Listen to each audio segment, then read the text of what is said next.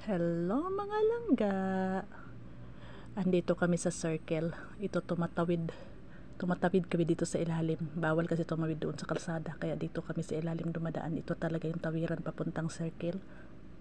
Ayan. Paakyat na kami. Paakyat na kami. May gwardiya dito.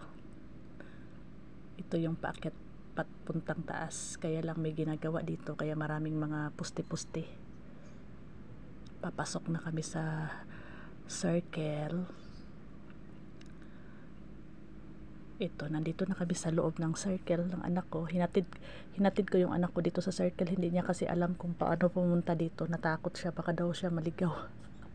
Pero malapit lang to sa bahay namin, isang sakay lang. Ito ang ganda, oh, ang daming puno. Oh, ang daming mga estudyante. Siguro nagpipil trip yung mga estudyante. Ito yung anak ko. Nagulat siya kaya ang dami daw tao, magsushoot sila sa school ba. Ang dami ng tao, tapos pero di bali, ang dami na ang mga punong kahoy magaganda naman, green na green. Wow, ito yung pinakagusto kong tingnan dito, yung mga punong kahoy, mga bulaklak. Ito yung gitna ng circle. Paggabi dyan, maganda dyan paggabi, maraming tao dyan paggabi kasi yung fountain dyan sa gitna, merong fountain dyan, may music. Maraming tao ngayon kasi merong mga estudyante, may events yata sila dito. Kaya marami estudyante. Tingnan nyo naman mga langga, ang puno, kahoy, iba't ibang klaseng kulay. Di ba? Ang ganda. Daming tao, daming mga bata. Daming estudyante dito ngayon. Pero marami ding mga magulang. Kasi yung mga maliliit na estudyante, may kasamang magulang. Field trip at saka may events yata yung mga estudyante. Parang may contest.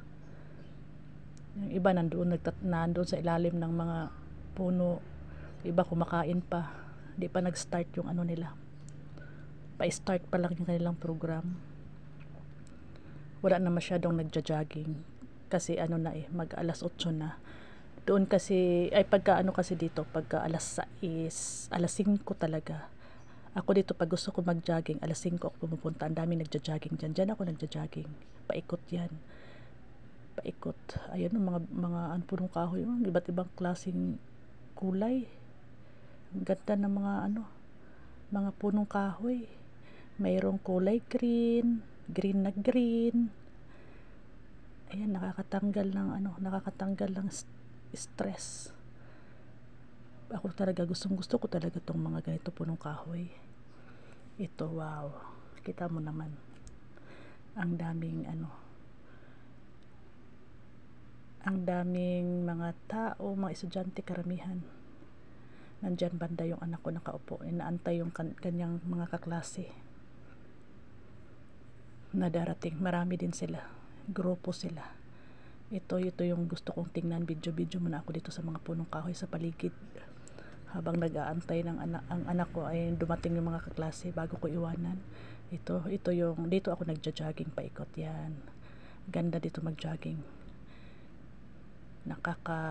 Nakaka-refresh kasi yung mga punong kahoy maganda tingnan ba. Diyan ka mag-jogging paikot. Pag nakailang ikot ka dyan, hingal-hingal ka na. Pag nakalimang ikot, tingnan mo naman punong kahoy. Ayan, may kulay pula, kulay brown, kulay yellow green, green na green. Diba ang ganda tingnan ng mga dahon. Ang daming naglalaro din ng mga kabataan, ng mga nagbadminton, mga nag-exercise yan. Wala na nga masyado. Minsan nga ang dami pa dyan Marami pa dyan mga nagsusumba. Ako nagja-jumping rope. Dito ako nagja-jumping rope pagkatapos mag-jogging. Pero ngayon hindi kasi wala ako sa mood at medyo masama yung pakiramdam ko kaya hindi muna ako nag-exercise na jumping rope. Wow, ang gaganda. Napakaganda ng paligid, nakakatanggal ng problema. Gusto ko talaga mga punong kahoy dito, parang nasa ibang bansa ka, iba't ibang kulay. Summer na kasi kaya ganyan ang kulay. Pag tag-ulan, green na green yan, green lahat. Ang dami ding mga bulaklak. Ito yung gusto ko dito, bulaklak, punong kahoy, kasi nakaka-relax tingnan. Doon banda, ang daming nagtitinda dyan ng mga bulaklak. Doon banda. Yan. Dami dyang mga, mahilig ka sa mag-garden diyan ka mamili. Dami-daming mga binibentang halaman at mga kung ano-ano pang mga pananim ang gusto mong bilhin, nandyan lahat. Mga lupa, paso, lahat talaga nandyan. Doon banda. Dito naman mga kainan, dyan sa ano, may mga kainan dyan. Pag nagutom ka, may libre nga dito ngayon na ano juice. Libreng juice, no. Ayan, video lang ang nanay habang nag-aantay. Maya uwi na rin ako pag kumpleto na yung mga kasama ng anak ko. Ayaw kasi sa iwanan na mag-isa ba. Hindi kasi to sanay pa mag-isa yung anak ko. Kaya sinasamahan ko muna. Ito yung mga bulaklak, o kita mo, santan. Paborito ko rin tong santan na halaman na bulaklak. Kasi masipag itong mamumulaklak eh. Tapos ang dami-daming maliliit na mga butterfly dyan. Naglipad-lipad yung white na butterfly. Ang dami nila. Nandoon din iba sa mga damo. Wow, ang ganda ng kulay. Ganda. Ganda ng mga bulaklak, oh. Nakakalibang, nakakatanggal ng problema ang mga kulay nila. Daming butterfly na maliliit.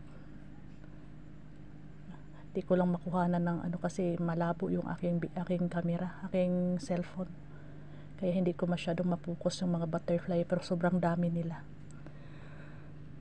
Ay, ito, babalik na ako doon sa aking anak kasi baka baka nandyan na lahat ang kaklase niya at uuwi na rin ako. Makauwi na kay may lakad pa ako. May pupuntahan din ako. Ayan, sabi ko sa anak ko, kuhanan niya ako na naglalakad. Mali naman. Ayan mga langga, thank you for watching. Salamat sa inyong mga suporta hanggang sa susunod na mga video. Sabi ko, kuhanan mo ako anak na naglalakad ako. Mali naman.